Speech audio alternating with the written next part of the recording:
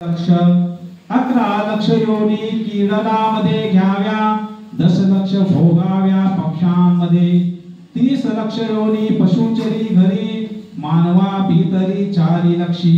तर ही सर्व 84 लक्ष योनी नामदेवांनी सांगितले। 20 लक्ष योनी वृक्षवल्लींचे आहेत, जलचरची आहेत ते 9 लक्ष आहेत, 11 लक्ष किडे मकोडे आहेत, 10 लाख पक्षी आहेत, 30 लाख पशु 4 पावलाचे प्राणी जे आहेत आणि 4 लक्ष मनुष्य योनी आहेत। नामा म्हणे तेव्हा नरदेह हा नरा। तर एवढा सर्व प्रवास केल्यानंतर नामदेवजी काय म्हणतात तेव्हा काय मिळतो?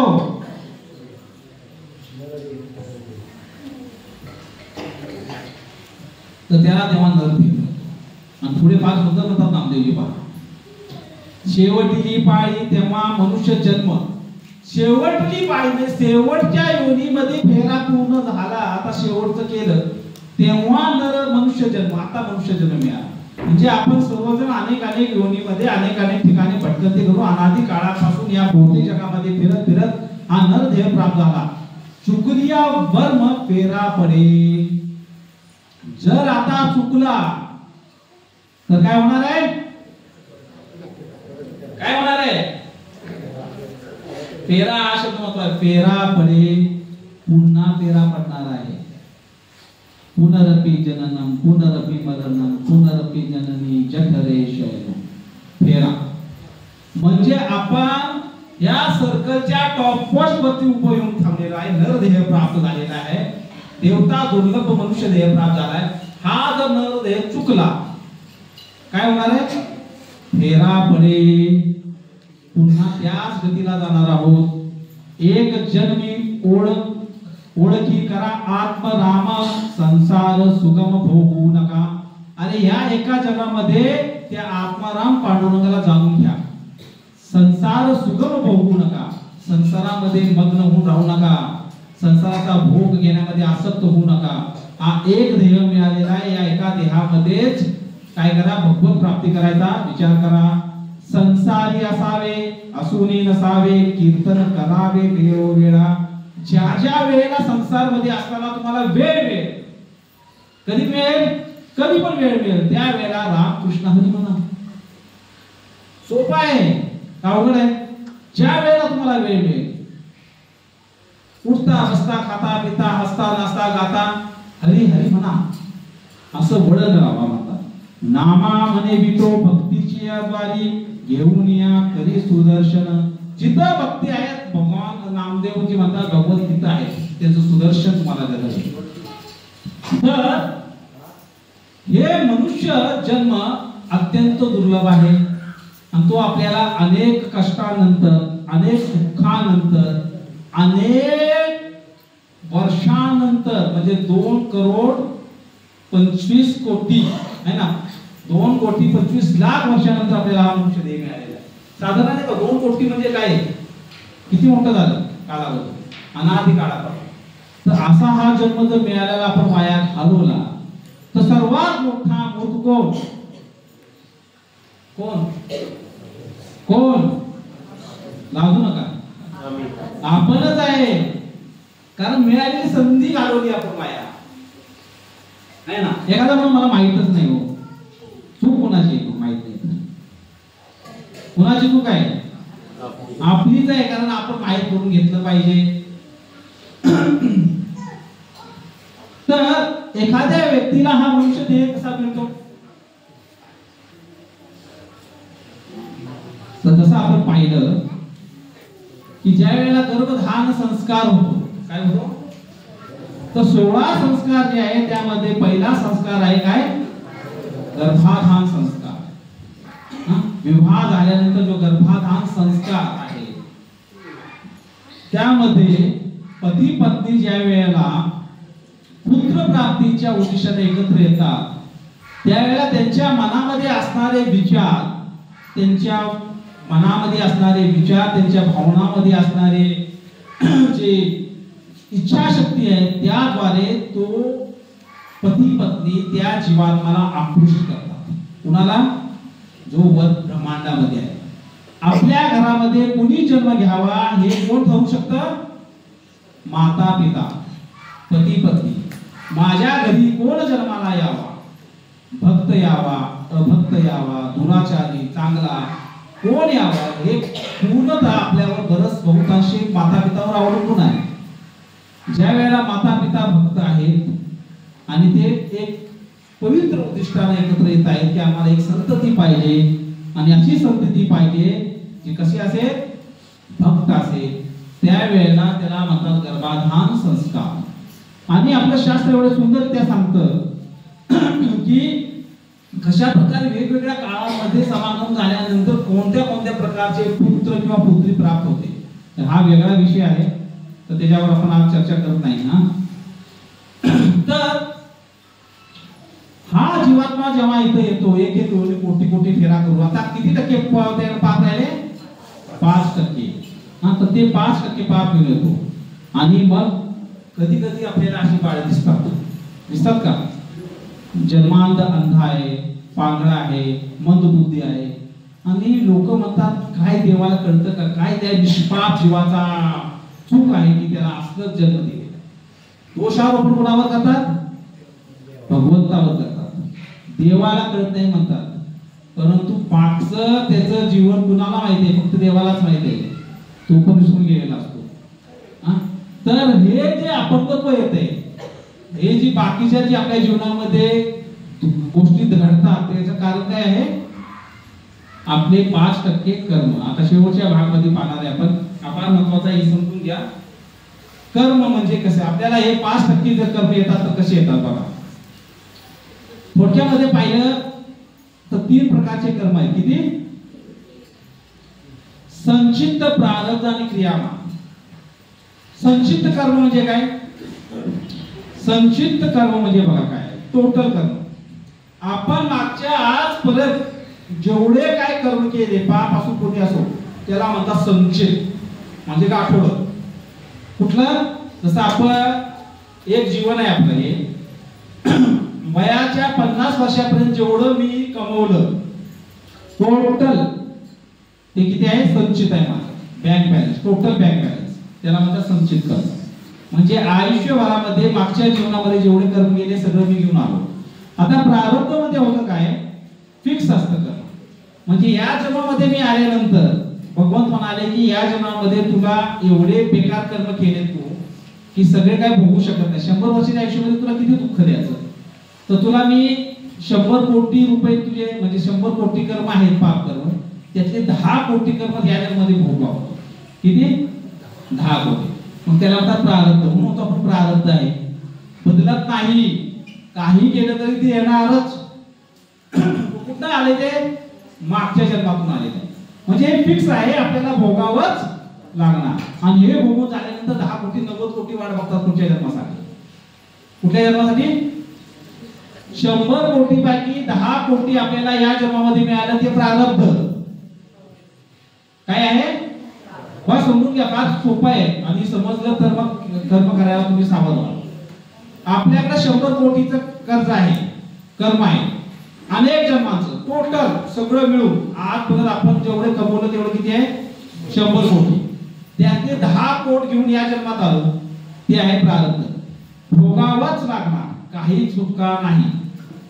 भक्ती करत असला तरी भोगावं लागणार आहे. तुम्ही म्हणाल मी नाम जपतो, माझ्या जीवनामध्ये दुःख का नाही? येणार दुःख, येणार, भोगावं लागणार. प्रारब्ध.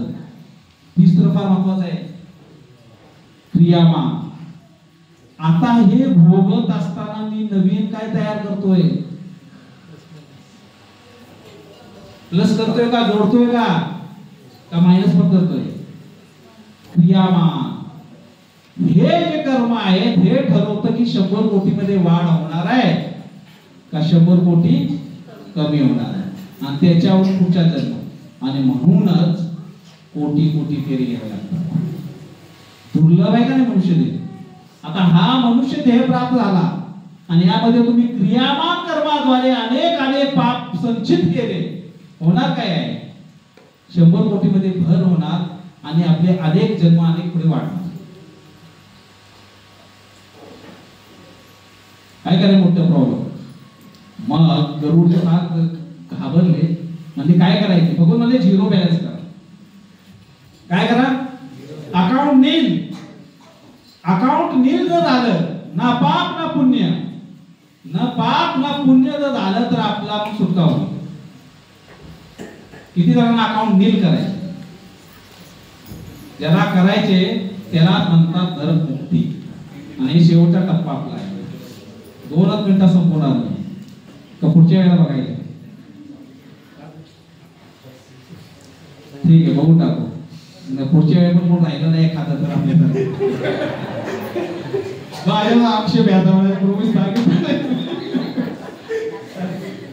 ठीक आहे. जीवन शर्मंगर आहे हो, कुणाचाच भरोसा नाही, कुणाचाच भरोसा नाही. म्हणून म्हणतात भक्ती ज्या क्षणाला मिळेल त्या क्षणाला घ्या. कोणत्या क्षणाला मिळेल त्या क्षणाला आपण स्वीकार केलं पाहिजे. तर आपल्याला हे जे कर्म आहे त्याला 0 बॅलन्स करायचे, ना पाप ना पुण्य. त्यावेळेला आपण भगवत प्राप्ती करू शकतो. आणि त्या कर्माला म्हणतात कृष्ण भावना भावित कर्म. म्हणा काय म्हणतात? म्हणून श्री रूपात या आंदोलनाचं नाव दिलं कृष्ण भावना. काय पुढे बोला? इस्कॉनचा अर्थ सांगा मला. पूर्ण नाव सांगा आपल्या सोसायटीचं. कृष्ण भावना. तर प्रभुपादांची इच्छा काय आहे? आपल्या आचार्यांना एक वाटते, तळमळीनं वाटत होतं की इथं येणारा प्रत्येक व्यक्ती त्याचा अकाउंट नील झाला पाहिजे, ना पाप ना पुण्य. आणि त्यावेळेला हा व्यक्ती भगवत धामाला येऊ शकतो. किती सोपं करून दिले. नाहीतर हा जो झोला आहे कर्मना गहना गती, भयंकर गहन गती कर्माची, अत्यंत गहन. अहो धृतराष्ट्राने विचारलं भगवान कृष्णांना, अरे मी आंधळा, माझी बायकोनं 5 जन्म डोळ्यावर पट्टी बांधून होती, कसलं घोर कर्म केलं आम्ही, काय आहे? कृष्ण म्हणाले केलं 50 जन्मापूर्वी. तुम्ही दोघं राजा राणी होता आणि आग लावली आणि त्या धुरात आले पक्षी, ते 100 पिल्लं म्हणून आंधळी झाली पक्षी. तो जे पक्षी आणि पक्षी जी होती ते आंधळी झाली आणि पोर म्हणून गेली. 50 जन्म, एवढ्या जन्मानंतर आता कर्म भोगायला लागते. हो म्हणले. का? म्हणजे एक पुत्र प्राप्त होण्यासाठी अनेक पुण्य लागतं. 100 पुत्र प्राप्त होण्यासाठी तुम्हाला 50 जन्म घ्यावं लागलं. 50 जन्मामध्ये 100 पुत्र प्राप्त होऊन एवढं पुण्य संचित करायला लागलं. मग या जन्मामध्ये तुम्हाला 100 पुत्र झाली आणि त्या कर्माद्वारे ते 100 पुत्र मारली गेले, तुम्ही तुम्हाला झाले. गहना कर्माना गेले. तर कर्म आपण सांगू शकत नाही की मी काय कर्म केलेत माझ्या जीवनामध्ये. म्हणून हे सर्व नील करायचे, आपल्याला अकाउंट बॅलन्स करायचे. म्हणून आपल्याला सांगितलं भगवंतांनी प्रत्येक युगासाठी दिलं एक धर्म. सतयुगामध्ये ते म्हणले की ध्यान धारणा करा. द्वापारमध्ये म्हणजे त्रेतामध्ये म्हणजे यज्ञ करा. द्वापारमध्ये भगवंताची पूजा करा. पण कलियुगमध्ये काय सांगितलं त्यांनी? कली काले नाम रूपे कृष्ण अवतार. कलीमध्ये सांगितलं त्यांनी कलियुगाचा यज्ञ आहे नाम संकीर्तन यज्ञ. आता हा जो यज्ञ करायचा त्याला पण फार सुंदररित्या ब्रह्मवैवर्त पुराण सांगतो. या कलियुगमध्ये आल्यानंतर पण किती यज्ञ करायचे मी की जेणेकरून मला अकाउंट नील होईल, भगवत प्राप्ती होईल. तर सांगितले ब्रह्मवैवर्त पुराणात की 100 करोड नाम जप करा. किती?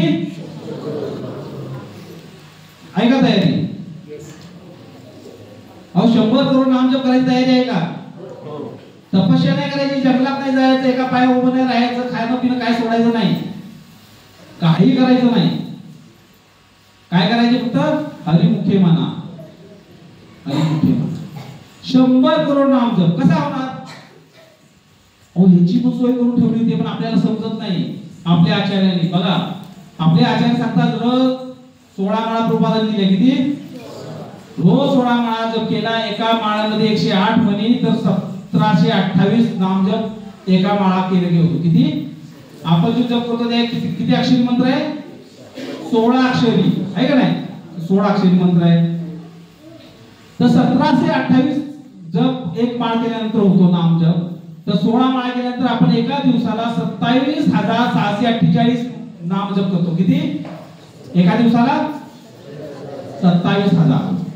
परंतु गौडीय जो सिद्धांत आहे त्यामध्ये सांगितलेलं आहे की 64 माळा जप करायला. किती?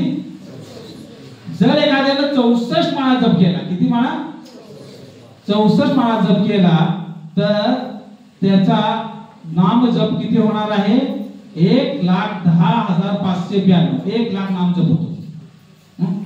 म्हणून महाप्रभू म्हणायचे जी लोक लखपती आहे त्यांच्या घरी मी प्रसाद घेईन. स्वतः भगवंत जेव्हा या भोवतलावर होते म्हणजे कोण हो? नामानं धनी, नामधनी. जे लोक रोज 1 लाख नाम जप करतात, 64 माळा जप करतात, त्यांच्या घरी प्रसाद घेईन. तर असा हा 64 माळा जप करणारा व्यक्ती वर्षाकाठी किती जप करतो? 4,03,66,080. आणि अशा प्रकारे जर 4,03,66,080 एक वर्ष जप केला असे 25 वर्ष सातत्याने एखाद्याने 64 माळा जप केला तर त्याचा नाम जप होतो 100 करोड. हरी बोल. म्हणून 64 माळा जप आहे. किती? आता प्रश्न तुमच्या डोक्यामध्ये बरेच येते. तर 25 वर्षामध्ये 25 वर्ष सातत्याने जर आपण 64 माळा जप केला तर 100 करोड म्हणजे 25 वर्षामध्ये भगवत प्राप्ती आहे. ब्रह्मवैवर्तनाला सांगितले साक्षात वैकुंठातून तुकाराम महाराजांसाठी जसं विमान आहे त्यासाठी येणार. पुराणामध्ये काय खोटं नाही. आणि असं नाही सांगितलं की ध्यानपूर्वक करा, अजिबात नाही सांगितलं. नाम घ्यायचे फक्त. म्हणून तर पूर्वी आपली मुलांची नाव सुद्धा ठेवलेली होती नारायण, राम, गोविंद, हरी. जेणेकरून हे पण काउंट होतं. प्रत्येक एव्हरी नाम काउंट्स. तुम्ही कुठलंही नाव घ्या ते तुमच्या अकाउंटला पडणारच. हसत घ्या, खेळत घ्या, मस्करीनं घ्या, चेष्टेनं घ्या, कोणत्याही प्रकारे नाव घ्या, नाव अकाउंटला येतच. पण ही 100 करोड झालं पाहिजे है ना. आणि म्हणून प्रल्हाद महाराजांनी सांगितलं की कोमार माशारते प्रज्ञ धर्मान भगवत हा दुर्लभ मानुष जन्म तदप्य दुर्लभ. की वयाच्या 5व्या वर्षापासून नाम जपला सुरुवात करा. किती वयापासून? होईल का नाही आरामात 100 करोड? अहो होतं. आज एकादशी आहे. काय? एकादशी माधव तिथी. माधव तिथी. या तिथीला आपण एक माळ केली तर अनेक माळा करण्याचा फायदा मिळतो. असा प्रत्येक एकादशीला जर आपण प्रोभामध्ये कमीत कमी 25 राऊंड 25 माळा करा एकादशीला. पुढे कार्तिक महिना होऊन गेला 1000 पटीनं फळ होतं. एक माळ गेला 1000 माळा गेला. किती जणांनी केला जातो? आता पुढच्या वर्षी येत आहे अधिक मास, पुरुषोत्तम मास. अनेक पटीने लाभ मिळतो. तर आपलं जे अकाउंट आहे म्हणून बनिया म्हणा. बनिया म्हणजे काय म्हणतात? व्यापारी म्हणा. व्यापारी. तोडला चौक के नाम लो. 100 करोड टार्गेट पूर्ण करायचे मला. त्यामुळे प्रत्येक एकादशीला सोडू नका, माधव तिथीला सोडू नका, कार्तिक महिना म्हणा. जे जे काय आपल्याला मिळणार आहे प्रत्येक दिवशी. आणि शेवटी तुकाराम महाराजांनी सांगितलं तसं नाम घेता उठा उठी उठता बसता नाम घ्या. तर अशा प्रकारे आपण आपलं 100 कोटीचं नाम जर पूर्ण करू शकतो. आणि हे आपल्याला सांगितले भगवत प्राप्ती कोणी सांगितलेलं आहे? मार्ग प्रभुपाद. श्री प्रभुपादांनी आणखी सोपं करून सांगितलं. अजून काय सांगितलं त्यांनी? काळजी करू नका. 64 माळा जप जमला नाही, 100 करोड नाम जप जमला नाही. बघा आचार्य सांगतात. कोण सांगते? कोण सांगते? श्री प्रभुपाद म्हणतात. बघा आता अजून सोपं सांगतो शेवटचं. प्रभुपाद म्हणाले जर 64 माळा जमला नाही मी तुम्हाला 16 माळा सांगितले. कमीत कमी 16 माळा जप करा. काय करा? 16 माळा. 4 नियमांचं पालन करा. काय करा? 4 नियमांचं पालन करा. आणि श्री प्रभुपादाच्या विषय सांगा काय? पहिली गोष्ट 16 माळा जप. दुसरी 4 नियमांचं. आणि तिसरी सेवा. दास सेवा. प्रभुपाद म्हणले एवढं आयुष्यभर केलं काळजी करू नका. मी तुम्हाला भगवत धामात घेऊन जाईन. कारण की माझ्याकडे मागच्या दाराची चावी आहे. पुढच्या दाराला नाही गेला तरी प्रभुपाद आपल्याला मागच्या दारातून घेऊन जातील. जाणं महत्वाचं आहे हो. थोडा सत्कार कमी होईल. पहिल्या दाराला जरा रेड कार्पेट ट्रीटमेंट दिली जाईल. मागच्या दाराला का होईना पण प्रभुपाद घेऊन जातील. आणि आचार्य भगवान श्री कृष्णाने अर्जुनाला. बघा अर्जुनाला भगवद्गीतेमध्ये सांगितलं कोणते हे प्रतिजानीही न मे भक्त्या प्रणश्यती, कोणते हे अर्जुना तू घोषणा कर की माझ्या भक्ताचा कधी नाश होत नाही. अर्जुन आम्हाला भगवंता तुम्ही काय नाही बोलत हे, तुम्ही बोला ना की माझ्या भक्ताचा नाश होत नाही. तुम्ही मला म्हणता की मी घोषणा करू, म्हणजे हो तू कर का, कारण की मी घोषणा केली तर म्हणते की कृष्ण छली आहे, छळतो, त्याच्यावर विश्वास नाही ठेवायचा. परंतु कृष्णाचा जर भक्त कोण म्हणत असेल तर त्याच्यावर 100% विश्वास आहे. भगवान स्वतःच वचन तोडतात. पितामह भीष्मासाठी भगवंतांनी रणांगणावर शस्त्र न उचलण्याचं वचन दिलं होतं, तोडलं. स्वतःच वचन तोडतात तर भगवंत आपल्या भक्ताच्या वचनाची लाज राखतात. आणि हे वचन त्यांच्या प्रिय भक्त श्री प्रभुपादांनी दिलेले आहे की माझ्याकडे चावी आहे, तुम्ही काळजी करू नका, केवळ या 3 गोष्टी करा, तुम्हाला मी 100% घेऊन जाईल. जाणार का नाही? 100% विश्वास पाहिजे. मग 100 करोड पण विसरा, कमीत कमी प्रभुपादांनी दिलेली मिनिमम जी सेवा आहे ती आपण केली पाहिजे. आणि एवढं जरी केलं तर जसं या धुंदुकारीने भगवंताची प्राप्ती केली तशी आपल्याला प्राप्ती होऊ शकते.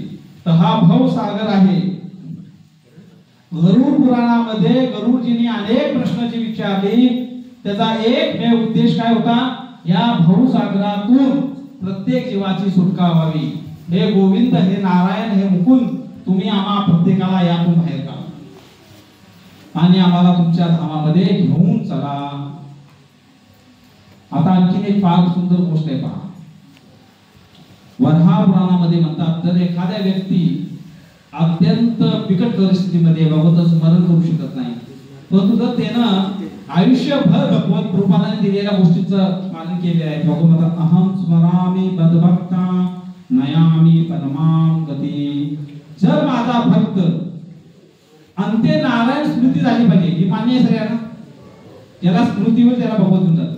पण एखाद्या व्यक्तीला स्मृती झालीच नाही कोणत्याही कारणामुळे, तर भगवान म्हणतात की अहम स्मरामी मग भक्ता, मी माझ्या त्या भक्ताचं स्मरण करतो, मी त्याच्या कानामध्ये येऊन त्याला हरिनाम सांगेन. कुणाला? अशा त्या भक्ताला ज्यांचं जीवन श्री प्रभुपादांनी सांगितलेल्या जे इन्स्ट्रक्शन्स आहेत त्याच्यावर आधारित आहे.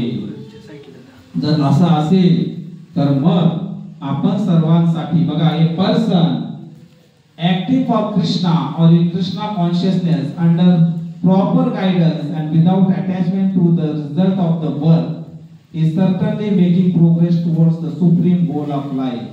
जो व्यक्ती गुरुजनांच्या मार्गदर्शनाखाली भक्तीमध्ये अग्रसर झालेला आहे, जसं प्रभुपादांनी सांगितलं त्याप्रमाणे त्याचं जीवनाचरण आहे, तो व्यक्ती निश्चितपणे भगवंताच्या चरणांची प्राप्ती करतो आणि मग त्याच्या जीवनामध्ये सर्व मंगलमय होणार आणि तो मग हरि कीर्तन करत भगवंतांना प्राप्त करणार. हरे कृष्णा कृष्णा कृष्णा हरे हरे, हरे राम राम राम हरे हरे. तर हे गरुड पुराण जे आहे आपल्याला हेच शिकवतं की आपण कशा प्रकारे हे सर्व पाप पुण्याच्या पलीकडे जाऊन, विशुद्ध सत्वाच्याही पलीकडे जाऊन अगदी सहजरित्या भगवंताची प्राप्ती करायची. तर समजलं सगळ्यांना? किती जणांना समजलं? गरुड पुराण काय आहे समजलं का? आता म्हणायचं नाही की गरुड पुराण मेल्यानंतरच म्हणणार वाचणार आहे. गरुड पुराण आपल्या 18 पुराणापैकी एक सत्पुराणातील पुराण आहे. ते प्रत्येकाच्या घरी असावं, त्याचा अभ्यास असावा आणि त्याचा सार रूपाने. आता गरुड पुराण वाचा नाही तर न वाचा, सार कळाला तुम्हाला. काय करायचे? भगवत प्राप्तीसाठी नाम जप करायचा आहे. एवढं केलं तरी आपण श्री हरीची आणि भगवत प्राप्ती करू शकतो. श्री प्रभुपाद की. आता काय प्रश्न आहे?